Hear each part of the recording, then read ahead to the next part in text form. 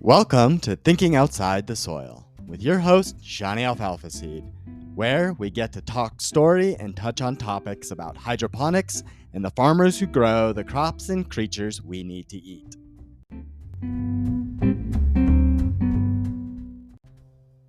Good morning, and happy Tuesday from the farm. Thank you for being with us on this beautiful morning.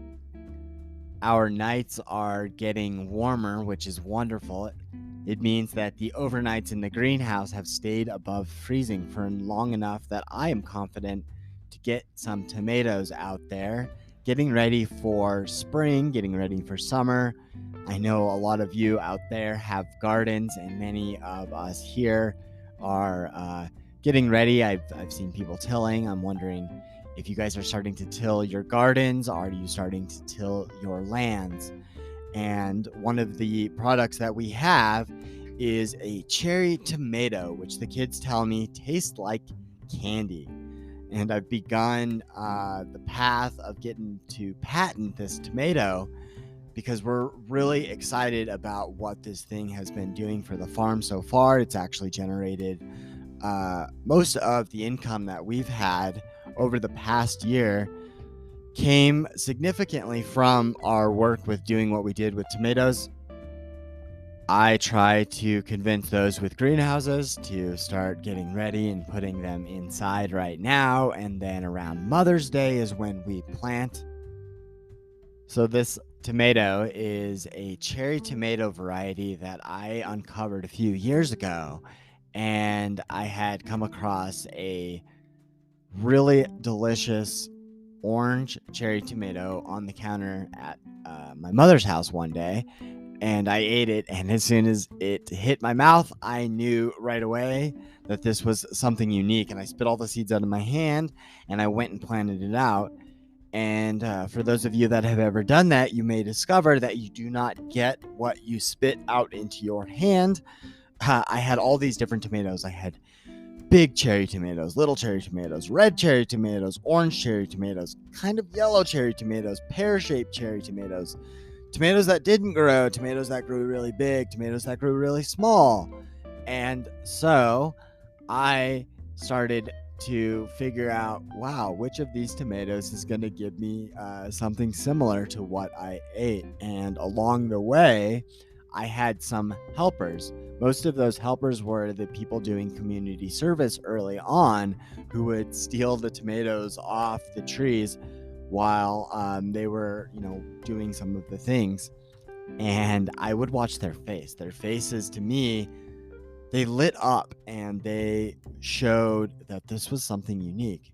And so after seeing enough people look at this tomato in a way that I hadn't seen in a long time, I started to ask, what is it? What is it about this tomato? And they were like, wow, this is really sweet. Man, I don't think I've ever tasted a tomato like this. So as I saw this, I actually would say, hey, spit that out in my hand. And a few people would spit the seeds out in my hand or in theirs and put them in mine. And I would go and plant those and then begin this process of simple selection for that tomato.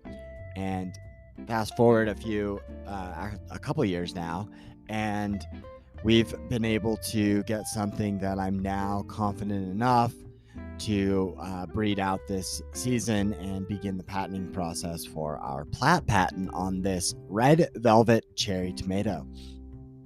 We are going to sell that this spring and summer, and I have to thank the aquaponics system and hydroponics systems that we've been using over the last couple of years. It's because of those systems that I've been able to breed a cherry tomato in Colorado in only a couple of years. I've been able to get an extremely high rate of turnover. And so I can plant this tomato seed and within a couple weeks know that my tomato is going to be, on the path that I want it to be, and then begin cloning and selecting for some of those characteristics that I'm looking for. And for me, aside from the flavor that those have shown me, I'm looking for something that is hardy both in an aquaponics system and in the soil. So it's been quite the journey for me. Lots of our tomatoes have gone from indoors to outdoors to indoors to outdoors to cold to hot, and they go back and forth throughout these last couple years in order to give us something that is quite unique. So I'm really excited this spring to dig into something a little bit other than just hydroponic fodder, but it's because of our aquaponic system, it's because of our hydroponic system that we're able to grow something so unique and find such success in such a short amount of time.